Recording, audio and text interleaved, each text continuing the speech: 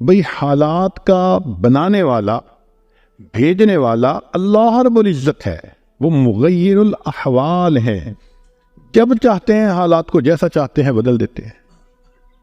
تو یہ تو حکم پروردگار کا ہوگا تب بدلیں گے۔ دنیا کے کہنے سے حالات بدلتے تو دنیا جنت نہ بن جاتے، ہر بندہ اپنی من مرضی کی زندگی گزار رہا ہوتا۔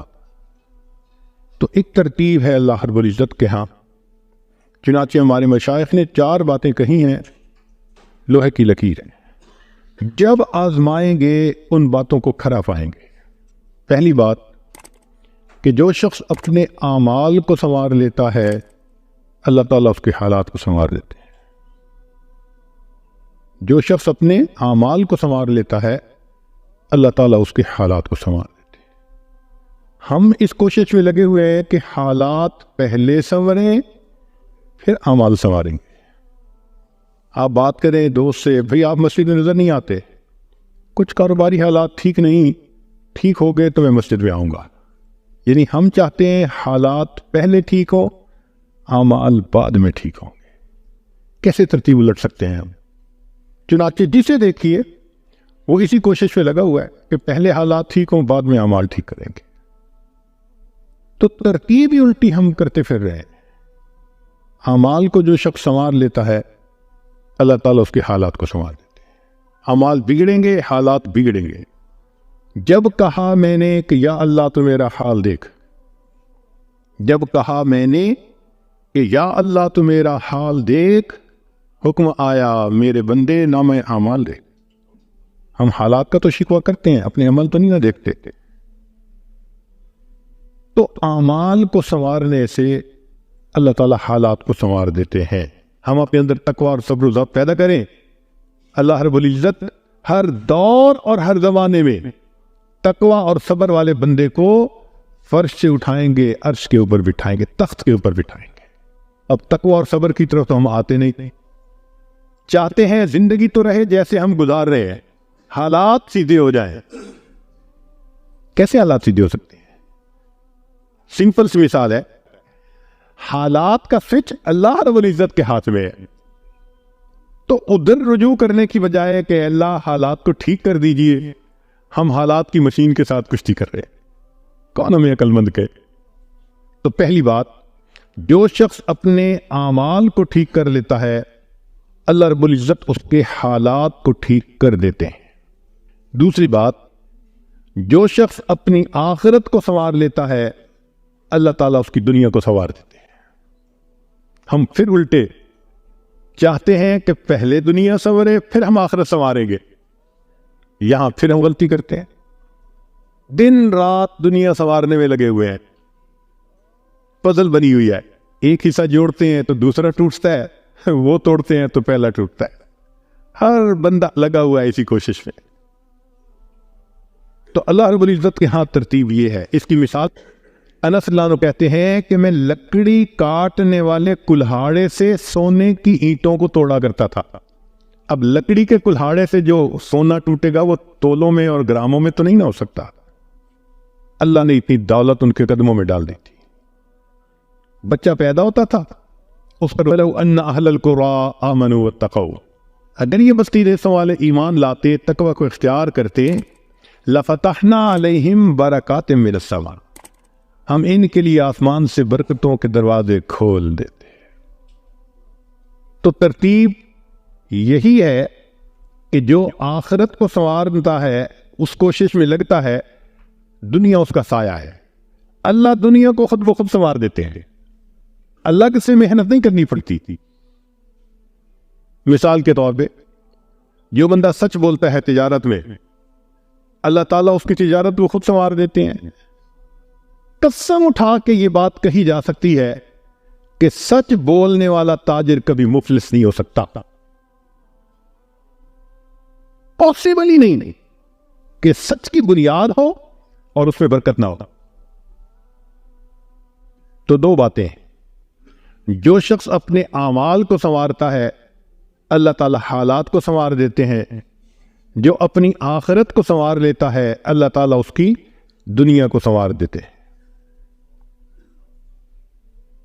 ہارون رشید اپنی کھڑکی میں سے نیچے دیکھ رہا ہے مسجد کے دروازے پر امام ابو یوسف رحمۃ اللہ علیہ تشریف لا رہے ہیں اور ان کے پیچھے دو شاگرد ساتھ ساتھ جڑے ہوئے ہیں. دونوں چاہتے ہیں کہ میں جوتے اٹھاؤں، ہر ایک اس کوشش میں ہے. جب امام ابو یوسف رحمۃ اللہ نے جوتے اتارے تو ان میں سے ایک بچے کا ہاتھ ایک جوتے پہ پڑا، دوسرے کا ہاتھ دوسرے جوتے پہ پڑا. دونوں نے ایک ایک جوتا اٹھا لیا. پھر انہوں نے فوراً آپس میں یہ طے کر لیا کہ ایک نے کپڑا بچھایا رومال، ایک نے بھی جوتا ڈالا، دوسرے نے بھی اس میں ڈال دیا. ایک نے ایک طرف سے پکڑ لیا، دوسرے نے دوسری طرف سے، کہ دونوں کو جوتے اٹھانے کا اجر مل جائے. حضرت آگے جا رہے ہیں اور پیچھے دو طالب علم اس طرح جوتے لے کے جا رہے ہیں کہ رومال کے اندر جوتے ہیں، ایک نے بھی پکڑا ہوا ہے دوسرے بھی پکڑا ہوا ہے. ہارون رشید نے دیکھا تو ٹھنڈی سانس لی. بیوی نے پوچھا ہارون رشید کیا ہوا؟ کہنے لگا یوں تو دنیا ہمیں بادشاہ کہتی ہے، ہمارے جوتے اٹھانے کے لیے بھلا کون جھگڑتا ہے. یوں تو دنیا ہمیں بادشاہ کہتی ہے، ہمارے جوتے اٹھانے کے لیے بھلا کون جھگڑتا ہے. جو آخرت سنوارتا ہے اللہ ایسے دنیا سنوارتے ہیں کہ دنیا جوتے اٹھانے کے لیے جھگڑتی ہے. تو فرمایا کہ جو اپنی آخرت کو سنوار لیتا ہے اللہ تعالیٰ اس کی دنیا کو سنوار دیتے ہیں.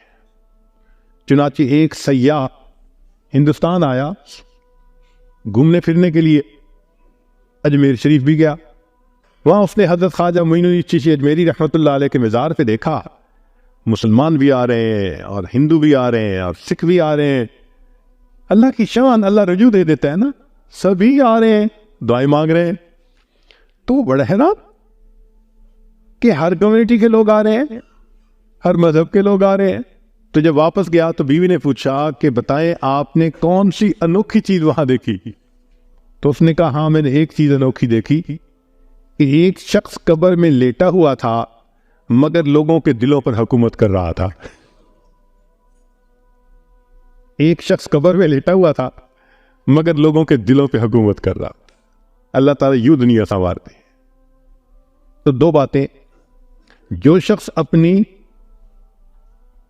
اعمال کو سنوار لیتا ہے اللہ تعالیٰ اس کے حالات کو سنوار دیتے ہیں، اور جو شخص اپنی آخرت کو سنوار لیتا ہے اللہ تعالیٰ اس کی دنیا کو سنوار دیتے ہیں. تیسری بات کہ جو شخص اللہ رب العزت سے اپنے تعلق کو سنوار لیتا ہے اللہ مخلوق سے اسے تعلق کو سنوار دیتے ہیں. آج ہم چاہتے ہیں چچا راضی ہو جائے، پھپھو راضی ہو جائے، بہن راضی ہو جائے، اور عجیب بات ہے یہ رشتہ داریوں کے معاملے ہیں ہی ایسے، کھاؤں کدھر کی چوٹ بچاؤں کدھر کی چوٹ، سمجھ نہیں لگتی کہ سب کو کیسے راضی کیا جائے. انسان حیران ہوتا ہے اور یہ ہم تو سب کے ساتھ اچھا کرتے ہیں مگر پتہ نہیں رشتہ دار ہم سے راضی نہیں ہوتے. اس کے پیچھے بھی راز ہے. کیوں؟ کہ ہم نے اللہ سے اپنے تعلق کو تو سنوارا نہیں ہوتا تھا، مخلوق سے تعلق کیسے سنورے گا؟ تو فرمایا کہ جو شخص اللہ رب العزت سے اپنے تعلق کو سنوار لیتا ہے اللہ تعالیٰ مخلوق کے ساتھ اس کے تعلق کو سنوار دیتے ہیں. اگر اس کی مثال دیکھنی ہے تو نبی علیہ الصلوۃ والسلام کی مبارک زندگی کو دیکھیے. ایک وہ وقت بھی تھا کہ جب اپنے رشتہ دار نبی علیہ الصلوۃ والسلام کو تکلیف پہنچاتے تھے، آپ بازار میں آگے آگے دعوت کا کام کرتے تھے اور پیچھے آپ کا چچا ابو لہب لوگوں کو کہتا تھا کہ یہ شخص غلط بیانی کر رہا ہے تم اس کی بات مت ماننا. اپنے مخالفت کرتے تھے. ایک وہ وقت بھی تھا. پھر ایک وہ وقت آیا کہ جب اپنوں نے مکہ مکرمہ میں جینا تنگ کر دیا ہے اور نبی علیہ الصلوۃ والسلام نے بیت اللہ کو دیکھ کر کہا بیت اللہ میں تجھے کبھی نہ چھوڑتا مگر مکہ کے رہنے والے مجھے یہاں بسنے نہیں دیتے. مبارک آنکھوں میں آنسو تھے اور اللہ کے حبیب جدا ہو رہے تھے. پھر کیا ہوا؟ 10 سال کے ہی عرصے میں حالات نے وہ پلٹا کھایا کہ جب آپ آ کر فاتح مکہ بن کر بیٹھے تو وہی قریش تھے جو قدموں میں آ کر پڑ گئے اور انہوں نے آپ کی غلامی اختیار کر لی. ہندا نے کہا جتنے خیمے دنیا میں تھے سب سے زیادہ آپ کے خیمے سے مجھے نفرت ہوا کرتی تھی، آج جتنے خیمے ہیں سب سے زیادہ محبت مجھے آپ کے خیمے سے ہے. اللہ اکبر کبیرہ. تو جو شخص اللہ سے اپنے تعلق کو سنوار لیتا ہے اللہ مخلوق سے اس کے تعلق کو سنوار لیتے ہیں. فضیل بن عیاض رحمۃ اللہ علیہ فرماتے ہیں مجھ سے جب بھی اللہ تعالیٰ کی نافرمانی ہوئی مجھ سے جب بھی اللہ تعالیٰ کی نافرمانی ہوئی، میں نے اس نافرمانی کا اثر اپنے ماتحتوں کے اندر دیکھا.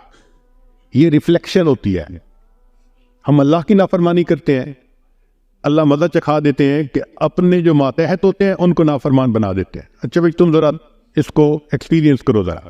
وہ جی کیا کریں، بیوی سنتی ہی نہیں ہے، حضرت بس اولاد افلاطون بن گئی ہے، حضرت بچے نے ذلیل کر دیا ہے. کیوں شکوے ہوتے ہیں ہمیں کہ ہمارے ماتحت ہماری نہیں مانتے، جبکہ ہم اپنے آقا کی نہیں مان رہے ہوتے.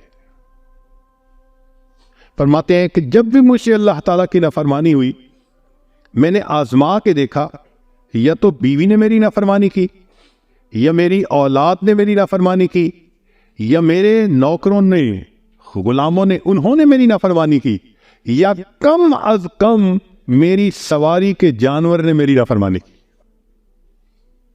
یہ ہے عدل کا بدلہ. اپنے آقا کی نافرمانی کریں گے، اللہ تعالیٰ ماتحتوں کو نافرمان بنا کر دکھائیں گے. اس لیے اولاد کے شکوے کرنے کی ضرورت نہیں ہے، بیوی کے شکوے کرنے کی ضرورت نہیں ہے.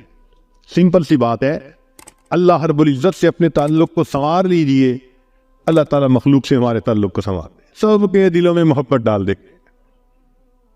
سیدنا امیر معاویہ رضی اللہ عنہ نے خط